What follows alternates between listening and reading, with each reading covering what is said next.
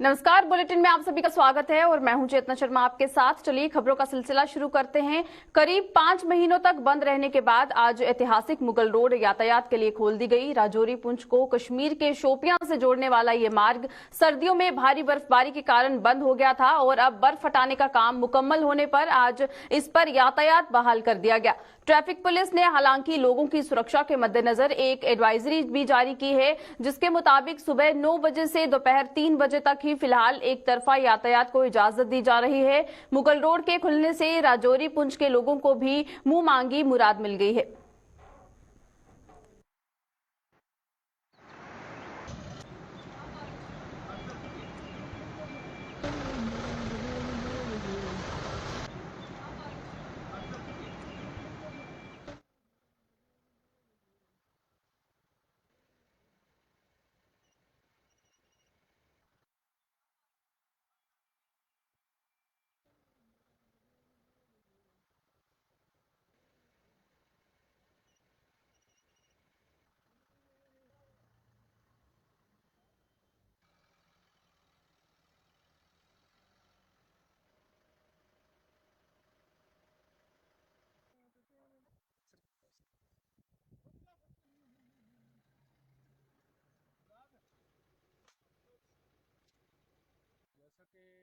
ये मुगल रोड है जो सर्दियों में दिसंबर के महीने में 4-5 महीने के लिए बंद हो जाती है। उसके बाद जो मुगल रोड क्लियरेंस अथॉरिटी है उन्होंने साफ़ करने के बाद जो क्लियरेंस रिपोर्ट दे दी और उसके बाद आज सुबह 9 बजे से जो एक तरफा ट्रैफिक के लिए बहाल कर दी गई है। हम आपके इस चैनल के माध्यम से लोगों से, खासकर ड्राइवरों को ये अपील करते हैं, एक तो जैसे टाइमिंग है इसकी 9 बजे से लेकर 3 बजे तक, एक तो वो टाइमिंग उसी हिसाब से निकले ताकि 3 बजे से यहाँ बैराम गला नाका है जो वो क्रॉस कर दें, उसके बगैर फिर वो बाद में आने की कोशिश ना करें। दूसरा, जो ड्राइवर हैं उनको हम ये अपील करते हैं, जैसे ये पहाड़ी इलाका है, बहुत सारे कर्व भी हैं और ड्राइविंग है जो वो रफ ड्राइविंग ना करें, तेज़ ना चलाएं, देख के हॉर्न बजाएं। हमें लगते हैं श्रीनगर जाने के लिए अच्छे से बेहतरीन हमें इलाज मुआवजा जो है वहाँ पर हमारा हो सकता है। डॉक्टर जो है वो वहाँ पर मतलब बेहतर से बेहतर वहाँ पर मिल सकते हैं। तो ये हमें जम्मू की बानिस्बत ये नज़दीक है, तो हमारी जो आना जाना है तो नज़दीक है। हम सुबह जाते हैं और शाम को वापस भी आ सकते हैं। हमारे दूसरे नंबर पर यह है कि हमारे नोमैड्स लोग जितने हैं वो इसी रास्ते से कश्मीर जाते हैं। उनकी 80% लोग ऐसे हैं जिनकी डोके हैं वहाँ पर। तो मैं आपके चैनल के माध्यम से सरकार का शुक्रिया अदा करता हूँ, क्योंकि कई बार हमने आपके चैनल के माध्यम से ये सरकार से ये गुजारिश की थी, तो उस पर अगर सरकार ने ये तवज्जो दी है तो हम सरकार का शुक्रिया अदा करते हैं और आपके चैनल का भी। जम्मू में मंगलवार को 24 घंटों में सामने आए कोरोना संक्रमण के 9 मामले से जीएमसी प्रशासन भी सख्ते में आ गया है। कोरोना के अब दोबारा से दस्तक देने से जीएमसी अस्पताल परिसर में सख्ती बढ़ा दी गई है और वहां बिना मास्क के लोगों को दाखिल होने की इजाजत नहीं दी जा रही। यूं तो पिछले कई दिनों से जम्मू कश्मीर में कोरोना के मामले लगभग शून्य हो चुके थे, लेकिन अब दोबारा से संक्रमितों की बढ़ रही संख्या किसी बड़े खतरे की तरफ इशारा कर रही है। रहने की कोरोना तो अभी खत्म हो गया था, खत्म नहीं होगा मगर खत्म ही हो गया था कि अभी थोड़े दिन के बाद अभी केस बढ़ना शुरू हो गए। तो हमें एडमिनिस्ट्रेशन की तरफ से ये आदेश है कि कोई भी बंदा बिना मास्क के हॉस्पिटल के नहीं आएगा। अगर आएगा भी तो हमारे पास उन्होंने मास्क दे रखे हैं, हम लोगों को जागरूक करेंगे आप मास्क पहनकर अंदर आए ताकि ये बीमारी दोबारा ज़्यादा ना फैले। अगर मास्क पहनेंगे, थोड़ा सा डिस्टेंस रखेंगे तो ये बीमारी हमारे पास नहीं आएगी। अगर हम इससे लापरवाही बरतेंगे तो जो अमूमन हमारे पास आएगी, तो हमें इसमें खुद बचाव करना पड़ेगा। जो गवर्नमेंट की तरफ से, एडमिनिस्ट्रेशन से, हमारी तरफ से जो भी इंस्ट्रक्शन मिली हैं उस पर अगर हम ध्यान देंगे तो ये चीज़ पहले फैलेगी नहीं। अगर फैलेगी तो हमारे पास काफ़ी सारा हमारे हॉस्पिटल में बंदोबस्त है उसकी रोकथाम के लिए। जम्मू के प्रेमनगर इलाके में विकास के नाम पर लोगों को प्रताड़ित किए जाने का आरोप लगाते हुए अपनी पार्टी आज सड़कों पर उतर आई। अपनी पार्टी ने आरोप लगाया कि स्मार्ट सिटी परियोजना लोगों के लिए जी का जंजाल साबित हो रही है और यही वजह है कि प्रेमनगर में फुटपाथ को कुछ महीने पहले तोड़ा गया था, लेकिन इसकी मरम्मत के लिए कोई कदम नहीं उठाया जा रहा। अपनी पार्टी ट्रेड यूनियन के संभागीय अध्यक्ष राज शर्मा ने आरोप लगाया कि स्मार्ट सिटी परियोजना के नाम पर बड़े स्तर पर धांधलियां की जा रही हैं। ये देखेंगे कि 3-4 महीने हो गए तोड़ के ये चले गए हैं और ये नाला है, कोई रिस्पॉन्स में नहीं है। किसी को पूछते हैं उनको कुछ नहीं पता, सिर्फ बोलते हैं बस कर देंगे, कब करेंगे। प्रॉब्लम हो क्या रही है, म्यूनसिपैलिटी में जाओ, जीएमसी में जाओ, वो कहते हैं हमारा नहीं है। अपनी इनको पूछो, स्मार्ट सिटी वालों को पूछो, नहीं यहाँ प्रॉब्लम हो रही है। एक्चुअली उनके पास ना लेबर है ना कुछ है, खाली रात को बुलडोजर लाते हैं, तोड़ के वो सुबह निकल जाते हैं, कुछ काम नहीं कर रहे हैं। मुझे समझ नहीं आ रही कि खाली आप नाम ही स्मार्ट सिटी कर रहे हो, ग्राउंड लेवल पे क्या है।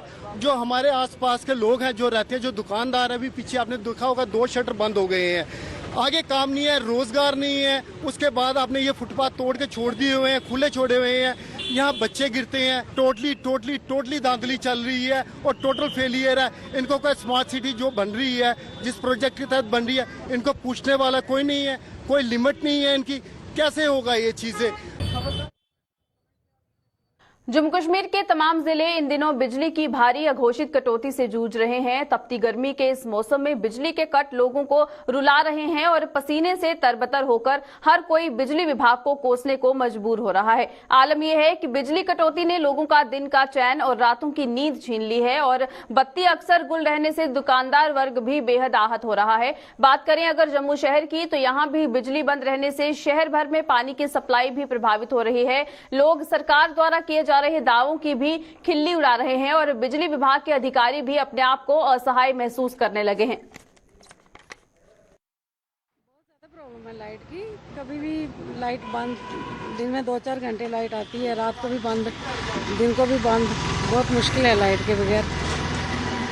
गवर्नमेंट से ये रिक्वेस्ट है कि लाइट का जल्दी से जल्दी, ये लाइट का जो क्राइसिस है इसको ख़त्म किया जाए। कहाँ 24 घंटे, हमें तो लगता नहीं कि ये दिन में 6 घंटे भी प्रोवाइड करेंगे। अभी तो 4 घंटे से 3 घंटे दे रहे हैं। यही कहेंगे कि लाइट का जो भी इश्यूज हैं उनको जल्दी से जल्दी ख़त्म किया जाए और लाइट प्रॉपर वे में दी जाए, क्योंकि सारी दुनिया बहुत परेशान है लाइट के बिना। बच्चे, बुजुर्ग, महिलाएँ, सब जो कामकाज वाले लोग हैं, जैसे जिनका अपना बिजनेस है, कोई वेल्डिंग सेट लगाए बैठे हैं, कितना लोगों का काम रुका पड़ा है, इतने एम्प्लॉय रखे हुए हैं, उनके लिए कोई उनको तनख्वाह देना मुश्किल हो रहा है। तो गवर्नमेंट को सोचना चाहिए लोगों के बारे में। इतना बड़ा पैकेज आने के बावजूद, इतना बड़ा स्ट्रक्चर चेंज होने के बावजूद भी आज लाइट की ये दर्दशा है। और खासकर जम्मू के लोगों के लिए, जितना भी जम्मू का रेवेन्यू है वो सारा का सारा जम्मू वाले दे रहे और कश्मीर वाले रेवेन्यू दे रहे। वहाँ बिजली देखिए बड़ी बड़ी है और जम्मू वाले हर बार पीछे जाते हैं। ये हर बार हमारे साथ नाइंसाफी हो रही है, चाहे पॉलिटिकल लेवल में देखो या किसी भी एंगल पे देखो, हर बार जम्मू क्यों आगे पीछे जाता है, इसके बारे में सरकार को सोचना चाहिए। अब पीछे क्या हो रहा है ये किसी को पता। बोलते हैं जी कोयले को जम्मू कश्मीर को फायदा है नहीं, को कोयले को बिजली तैयार होती है। यहाँ तो सारी बिजली पानी पे तैयार हो रही है। यहाँ तो पानी बेशुमार डैम पड़े हुए हैं हमारे। यहाँ पानी की इतनी किल्लत नहीं है जितनी ये लोग बढ़ चढ़ के बता रहे हैं। और मुझे खास तौर पर यहाँ पे एक हमें इंफॉर्मेशन भी से मिली है कि कुछ बड़े जो प्रोजेक्ट हैं, बड़ी बिल्डिंग फैक्ट्रीज वगैरह, वहाँ पे डायरेक्ट बिजली जा रही है। और जो एयरपोर्ट है यहाँ का स्थानीय एयरपोर्ट सवारी में, वहाँ को डायरेक्ट सप्लाई दी गई है और आम जनता को परेशान कर रही है लोग। मैं कहता हूँ प्रधानमंत्री जी ने वायदा करना चाहिए था लोगों से कि भाई आपको 24 घंटे बिजली जो उपलब्ध करवाएंगे। मैं कहता हूँ 24 घंटे नहीं देते तो कम से कम 2-4 घंटे का जो कट है वो शेड्यूल कट होना चाहिए कि भाई 8 से लेके 10 तक या 12 से लेके 2 तक वो टाइम होना चाहिए। ये नहीं कि आप 15-15 घंटे का कट करें। रात को जब हम सोते हैं 2 घंटे सोते हैं तो लाइट बंद हो जाती है, जब लाइट बंद होती है फिर से नींद खुल जाती है, पूरी रात जागना पड़ता है। इतनी गर्मी में सोएंगे कैसे? लगता है हरास कर रही है गवर्नमेंट, हरास कर रही है हमें। तो हम तो ये चाहते हैं कि जल्दी इलेक्शन होनी चाहिए, सरकार कोई नई आए तो नई सरकार आएगी तो हमारे बारे में सोचेगी। प्रधानमंत्री जी ने जो वायदा किया था वो वायदा हमें लगता नहीं कि बीजेपी सरकार पूरी करेगी। हमें पूरी उम्मीद है अगर यहाँ पे आम आदमी पार्टी या कोई और नई सरकार आएगी तो वो हमें पूरा आश्वासन होगा कि वो बिजली भी माफ़ करेंगे, पानी भी माफ़ करेंगे और 24 घंटे बिजली उपलब्ध करवाएंगे। बिजली की अघोषित कटौती से जहां आम आदमी का जीना मुहाल हो गया है, वहीं किसान वर्ग के भी बुरे दिन शुरू हो गए हैं। सीमावर्ती अरनिया के किसानों के सब्र का पैमाना आज छलक पड़ा, जिन्होंने प्रशासन और बिजली विभाग के खिलाफ नारे लगाकर प्रताड़ित करने का आरोप लगाया। किसानों का कहना है कि पहले नहरों में पानी की कमी की वजह से उनकी खेतीबाड़ी प्रभावित हुई थी और अब रही सही कसर बिजली कटौती ने पूरी कर दी है। चीफ इंजीनियर बिजली विभाग नहरों में पानी बजा करना ते बिजली की वजह करना। अगर पानी मौके पर कनक लगदा तो सारी कनक दुगनी साढ़े घर आनी ही। एक मार सानू जिमीदार की उतर पई हूँ दुई मार सानू जी पवा है ना साड़ी अगे पनीरी लड़नी ते ना कि साड़ी अगे मुंजी लगनी है। अस गौरमेंट की पूछना चाहते हैं बस साढ़े जिमीदारें की क्यों इन्ने परेशान करा दे तुस। मैं चीफ इंजीनियर जी मैं सारे किसान और निया के किसान बाडू के किसान आप पूछना चाहते हैं क्यों सानू परेशान करा रहे हो। भारत और पाकिस्तान के बीच हुए सीज फायर समझौते के बाद अंतर्राष्ट्रीय सीमा पर तारबंदी के आगे बोई गई गेहूं की फसल की कटाई शुरू हो गई है। सरहद शांत रहने के चलते 2 दशकों के बाद तारबंदी के आगे गेहूं की फसल की बुआई की गई थी और किसानों की मेहनत भी रंग लाई है। कठुआ के हीरानगर सेक्टर के गांव चकचंगा में तारबंदी के पार लहलहाती फसल को देखकर किसान खुशी से फूले नहीं समा रहे हैं। जिले के डीसी राहुल यादव भी मौके पर पहुंचे और किसानों को मुबारकबाद दी।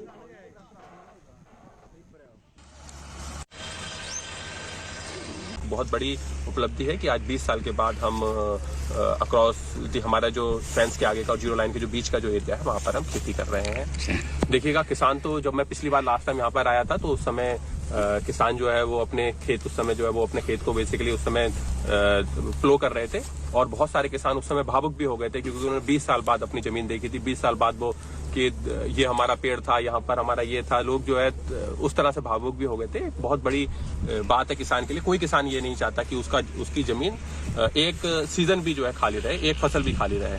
तो 20 साल से ये जमीन खाली थी और इसको खाली को देखते हुए हमें भी दुख होता था। जाहिर तौर पर जो किसान जिसकी जमीन है उसे तो दुख होगा ही होगा। तो एक बहुत बड़ी अचीवमेंट है ये हमारे किसानों के लिए भी, क्योंकि जमीन जो भी किसान होता है वो जमीन से जितना वो मॉनेटरी नहीं जुड़ा होता उससे ज्यादा वो उससे इमोशनली जुड़ा होता है। तो आज एक बहुत बड़ा मौका है कि जब हमारे किसान बाकी वापस उस जमीन पर उन्होंने अपने हार्वेस्ट की है। डोगरा ब्रांड प्रतिनिधि सभा ने भगवान परशुराम जयंती को धूमधाम से मनाने के लिए सभी तैयारियां पूरी कर ली हैं। भगवान परशुराम जयंती इस बार 3 मई को मनाई जा रही है, जिसके उपलक्ष्य पर आयोजित किए जाने वाले कार्यक्रमों की रूपरेखा आज सभा द्वारा एक प्रेस कॉन्फ्रेंस के जरिए दी गई। सुरक्षा कारणों के चलते इस बार हालांकि शहर में शोभा यात्रा के बजाय बाइक और कार रैली निकाली जाएगी। सभा के सदस्य सौजन्य शर्मा ने इस पूरे कार्यक्रम की जानकारी दी। शोभा यात्रा निकालनी थी लेकिन सिक्योरिटी रीजंस की वजह से एक कार और बाइक रैली निकाली जा रही है। ये शहर के विभिन्न बाज़ारों से निकलती हुई डोगरा चौक में वो ख़त्म होगी। और जैसे कि आपको मालूम है 1 तारीख को डॉक्टर सुशील शर्मा जो कि कार्डियोलॉजिस्ट हैं वो उन्होंने फ्री कैंप का आयोजन किया है। और 3 तारीख को कार रैली होगी। पहले यज्ञोपवीत समारोह होगा और उसके बाद भंडारा होगा। तो सभी लोगों से हम अपील करते हैं कि यहाँ पे आएँ और परशुराम जी को अपने श्रद्धा सुमन समर्पित करें और इस जयंती का और इस भंडारे में आके प्रसाद ग्रहण करें और लाभ उठाएं।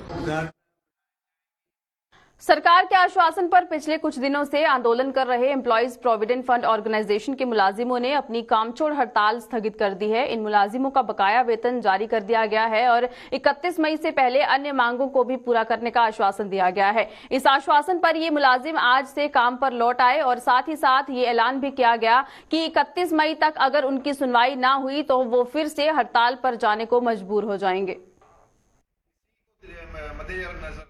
हमारी कल प्रोविडेंट फंड कमिश्नर JNK से बातचीत हुई।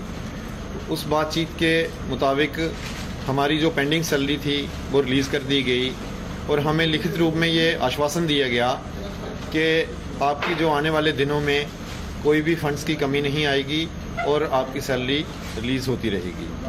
और इसके साथ ही जो बाकी के पेंडिंग इश्यूज़ हैं वो भी हमें प्रोविडेंट फंड कमिश्नर ने यह आश्वासन दिया है कि आने वाले कुछ ही हफ्तों में हम आपकी DPC कर रहे हैं और 31 मई के पहले जो HR और SRO 43 के केसेस हैं वो जो है हम सेटल कर रहे हैं। और हमने इसी को मद्देनज़र रखते हुए आज अपना जो वर्क है वो हमने रिज्यूम किया है। हमने अपनी स्ट्राइक जो है वो डेफर की है। अगर 31 मई तक हमारी जो डिमांड्स हैं वो फुलफिल नहीं की जाती हैं तो एसोसिएशन जो है फिर दोबारा जो है वो स्ट्राइक पे चली जाएगी। उधमपुर जिले के नरसू के जंगलों में लगी आग ने वन संपदा को बेहद नुकसान पहुंचाया है। मंगलवार देर शाम को लगी भड़की इस आग की सूचना मिलने पर प्रशासन भी सख्ते में आ गया था। आग पर काबू पाने के लिए वायुसेना की मदद ली जा रही है ताकि जंगलों को राख होने से बचाया जा सके। वायुसेना द्वारा शुरू की गई इस मुहिम में सफलता तो मिल रही है, लेकिन अब तक भारी मात्रा में जंगल राख में बदल चुके हैं।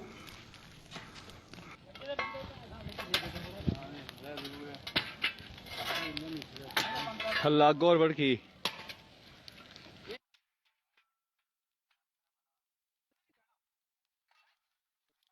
सरकारी स्कूलों की खस्ता हालत आज भी चिंता का विषय बनी हुई है। ऐसा ही एक स्कूल है पुंछ जिले की सुरनकोट तहसील के द्राबा में। गवर्नमेंट गर्ल्स हाई स्कूल द्राबा में छात्राओं की संख्या काफी है, लेकिन स्कूल में इंफ्रास्ट्रक्चर की कमी होने के कारण वहां पर छात्राओं के साथ साथ अध्यापकों को भी काफी परेशानियों का सामना करना पड़ रहा है।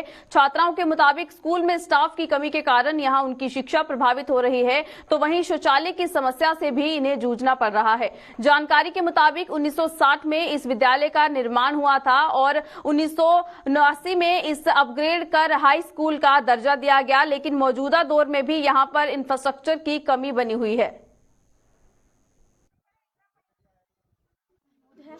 और मैं मुस्तांदरा रहती हूँ और मैं गवर्नमेंट गर्ल हाई स्कूल द्राबा की बच्ची हूँ। मैं यहाँ पढ़ती हूँ और हमारे स्कूल में बिल्डिंग की बहुत कमी है। हमारे स्कूल में ग्राउंड नहीं है, जिसकी वजह से हम ना यहाँ खेल पाते हैं और ना अच्छी तरीके मॉर्निंग असेंबली हो पाती है। लेकिन हमारे टीचर कोशिश करते हैं कि हमें मॉर्निंग असेंबली अच्छी हो, लेकिन हमारे पास वॉशरूम नहीं है, जिसकी वजह से हमें लंबी लाइनों में रुकना पड़ता है, हमारा टाइम वेस्ट होता है। लेकिन हमारे टीचर कोशिश करते हैं कि हमें अच्छी तरह मेहनत के साथ पढ़ा सकें।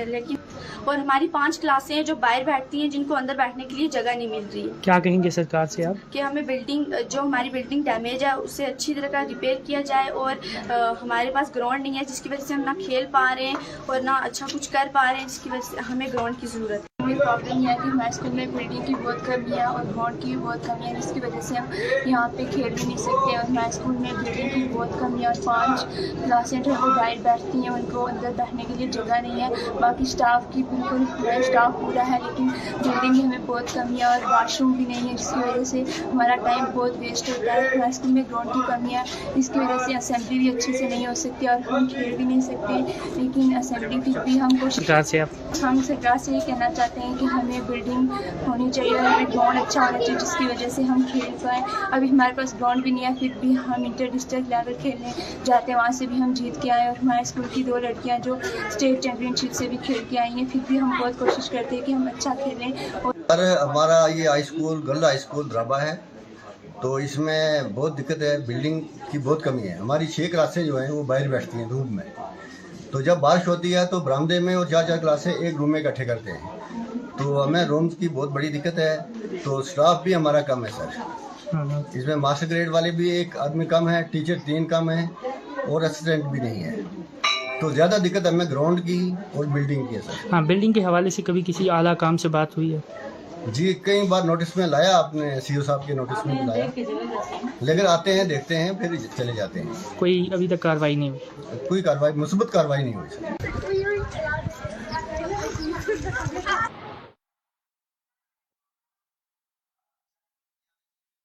में आज सुबह एक युवक का शव मिलने से वहां सनसनी फैल गई। दरअसल सुबह सैर को निकले कुछ लोगों ने चक आगरा स्थित शिव मंदिर के पास एक खेत में एक शव को देखा, जिससे उनके होश फाख्ता हो गए। लोगों ने आनन फानन में इसकी सूचना पुलिस को दी, जिसने मौके पर पहुंचकर शव का पंचनामा किया और उसे अपने कब्जे में ले लिया। मृतक की पहचान राहुल कुमार पुत्र जगन्नाथ निवासी सुम्ब तोप के रूप में की गई है। पुलिस ने इस बाबत मामला दर्ज कर अपनी तफ्तीश शुरू कर दी है।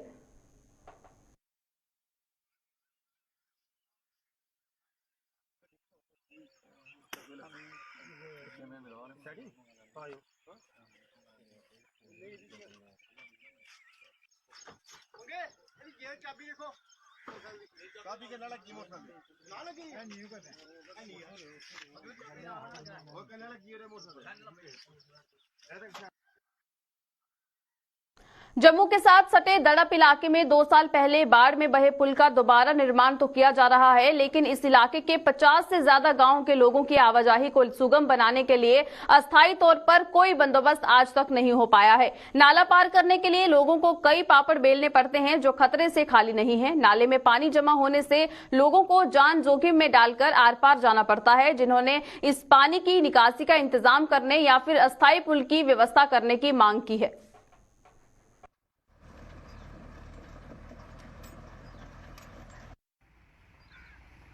ਚੰਗਾ ਇੱਥੇ ਪਾਣੀ ਰੁਕਦਾ ਦੂਰ ਤੋਂ ਦੂਰੋਂ 50-60 ਗਰਾਂ ਲੱਗਦੇ ਨੇ ਇਹਦੇ ਨਾਲ ਉਹ ਇਧਰੋਂ ਕੇ ਲੰਘਦੇ ਨੇ ਵਿੱਚ ਪਾਣੀ ਨਹਿਰ ਦਾ ਵੀ ਛੱਡ ਦੇਣਾ ਤੇ ਪਾਣੀ ਇਥੋਂ ਨੰਗੀ ਨਹੀਂ ਪਾਉਂਦੇ ਲੋਕ। ਇਹ ਗੱਡੀਆਂ ਵੀ ਨਿਕਲਣਾ ਮੁਸ਼ਕਲ ਹੋਈ ਹੈ। ਗਵਰਨਮੈਂਟ ਅੱਗੇ ਅਸ ਅਪੀਲ ਕਰ ਰਹੇ ਹਾਂ ਕਿ ਟੈਂਪਰੇਰੀ ਕੋਈ ਪੈਪਾਂ ਪਾਈਏ ਜਾਣ ਜਿਹੜੇ ਆਓ ਜਾਈ ਲੱਗੀ ਰਹੇ। ਇੱਥੇ ਆਣੇ ਜਾਣੇ ਬੜੀ ਦਿੱਕਤ ਆਉਂਦੀ ਹੈ ਸਾਰੇ ਹੀ ਤੇ ਗਵਰਨਮੈਂਟ ਅੱਗੇ ਇਹ ਅਪੀਲ ਕਰ ਰਹੇ ਹਾਂ ਜਲਦ ਤੋਂ ਜਲਦ ਇਹ ਕੋਈ ਕੱਚਾ ਟੈਂਪਰੇਰੀ ਇਹ ਕੰਮ ਸਾਨੂੰ ਬਣਾਇਆ ਜਾਏ। ਇੱਥੇ ਪੈਪਾਂ ਲਾਈਆਂ ਜਾਣ ਜਿਹੜਾ ਆਓ ਜਾਈ 'ਚ ਕੋਈ ਦਿੱਕਤ ਨਹੀਂ ਆਏ।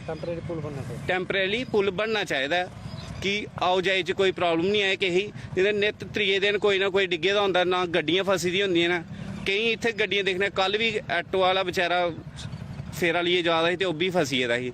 5-10 ਬੰਦੇ ਲੱਗੀ ਤੇ ਉਹ ਐਟੋ ਕਢਾਇਆ ਬਾਹਰ। ਤੇ ਮੈਂ ਇਹ ਅਪੀਲ ਕਰਨਾ ਗਵਰਨਮੈਂਟ ਅੱਗੇ ਕਿ ਜਲਦ ਇਹ ਟੈਂਪਰੇਰੀ ਪੁਲ ਬਣਾਇਆ ਜਾਏ। ਇੱਥੇ बड़े स्कूल ने ते ਉਹ ਸਕੂਲ 'ਚ ਅਪ ਡਾਊਨ ਲੋਕ ਕਰਦੇ ਨੇ ਬੱਚੇ ਜਿਹਦੇ 'ਚ ਲੇਡੀ ਵਗੈਰਾ ਸਕੂਟੀਆਂ ਲਈ ਆਉਂਦੇ ਨੇ ਤੇ ਉਹ ਲੇਡੀ ਵੀ ਇੱਥੇ ਗਿਰੀ ਜਾਂਦੀਆਂ ਨੇ ਤੇ ਉਹਦੇ ਬੱਚੇ ਵੀ ਗਿਰੀ ਜਾਂਦੇ ਨੇ ਤੇ ਬੜਾ ਮੁਸ਼ਕਲ ਆ। ਅਸੀਂ ਇਹ ਚਾਹੁੰਦੇ ਆ ਕਿ ਜਿਹੜਾ ਇਹਦਾ ਰੋਜ਼ ਦਾ ਲਿੰਕ ਆਣੇ ਜਾਣੇ ਦਾ ਤੇ ਇਹਦੇ 'ਚ ਬੜਾ ਪਾਣੀ ਹੈ, ਪੱਥਰ ਨੇ ਤੇ ਲੋਕ ਹੈ ਜਿਹੜੇ ਇੱਥੇ ਗਿਰਾ ਦੇ ਨੇ ਬੜੇ ਤੇ ਉਹਨਾਂ ਦੀ ਚੋਟਾਂ ਆ ਰਹੀਆਂ। ਆਹ ਚਾਹੁੰਦੇ ਆ ਜਲਦੀ ਕੋਲੇ ਜਲਦੀ ਇੱਥੇ ਕੋਈ ਮਤਲਬ ਟੈਂਪਰੇਰੀ ਜਾਂ ਤੱਕ ਇਸ ਪੁਲ ਦੀ ਕੋਈ ਪੱਕੀ ਤਿਆਰੀ ਨਹੀਂ ਹੁੰਦੀ ਤੇ ਟੈਂਪਰੇਰੀ ਹੈ ਜਿਹੜਾ ਇੱਥੇ ਕੋਈ ਪਾਈਪਾਂ ਪਾਏ ਜਾਣ ਜਾਂ ਕੁਝ ਵੀ ਕੀਤਾ ਜਾ। ਉਸ ਦੇ ਬਾਵਜੂਦ ਸਾਡੇ ਕੋਲ ਇੱਥੇ ਆਰਮੀ ਵੀ ਹੈ। ਆਰਮੀ ਵਾਲੇ ਨੇ ਜਿਹੜੇ ਉਹ ਵੀ ਸਾਡੀ ਸਪੋਰਟ ਕਰ ਰਹੇ ਲੋਕਾਂ ਦੀ। ਆਰਮੀ ਬੜੀ ਸਪੋर्ट करा दी है, बड़े बांध बनना दी है तो साढ़े इन्ना हरा तो करिए ना। कम से कम आर्मी के भी बच्चे हैं उनके भी आते जाते हैं अप डाउन करते हैं। इधर अगे जोड़ा उनका अपना केवी स्कूल है, आर्मी स्कूल है, उनके भी बच्चे अप डाउन करते हैं, उन्हें भी दिक्कत है तो वो भी साड़ी सपोर्ट करन साढ़े लोगों की। इधर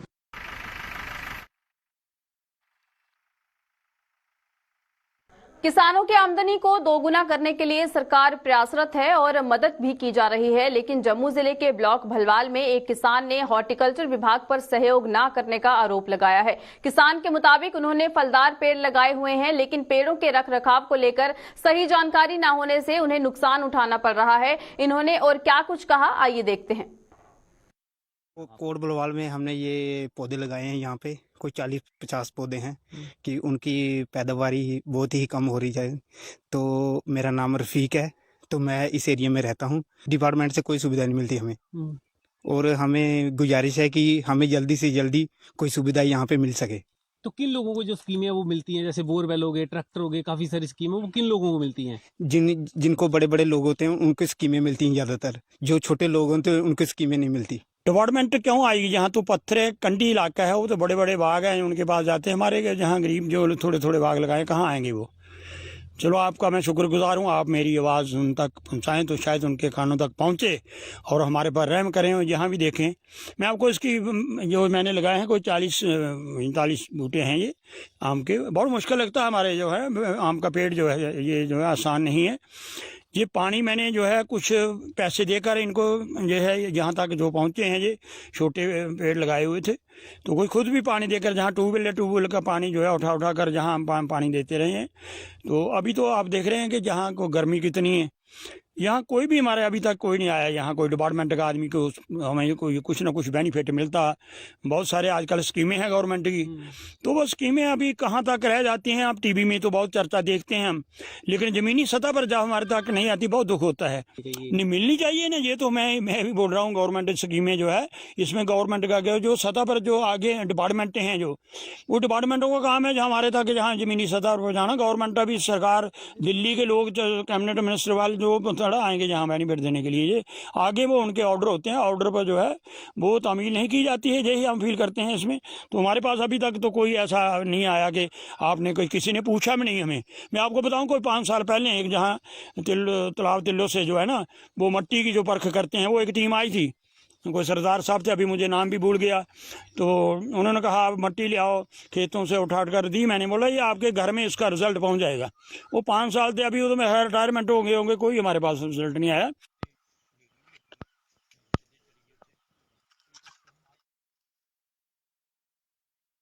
चलिए, बुलेटिन में फिलहाल इतना ही। दीजिएगा इजाजत। नमस्कार।